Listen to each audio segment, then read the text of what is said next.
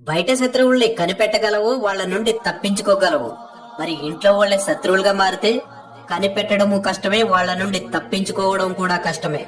పూర్వం ఒక రాజ్యంలో ఒక చిన్న గ్రామంలో ఒక పులి వచ్చి ప్రతిరోజు అక్కడున్న పశువుల్ని తినేసేదంట.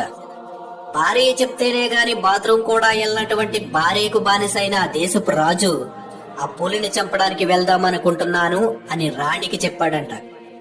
రాణి ఏం చేసింది అంటే, మీరు పులిని జయించాలి అంటే ఒక మంచి రోజు, ఒక మంచి గడియ చూసుకుని వెళ్ళండి.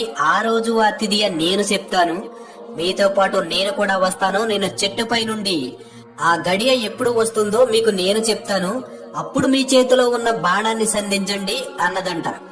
భార్య మత్తులో ఉన్న పిచ్చిరాజు పులిని చంపడానికి బయలుదేరాడు. బాణాన్ని ఎక్కుపెట్టి ఉంచాడు. భార్య చెప్పిన గడియ రాలేదు, కానీ పులి మాత్రం వచ్చింది. ప్రతిసారి ఆవుల్ని చంపేసే పులి ఈసారి రాజును చంపేసింది. ఆ దేశపు ప్రజలకు చాలా కాలం తర్వాత అర్థమైంది ఏమిటి అంటే, మంత్రి గారితో అక్రమ సంబంధం పెట్టుకున్న రాజు భార్య రాజుని ఎలా చంపాలా అని ప్లాన్ చేసి ఇలా చంపినట్టు.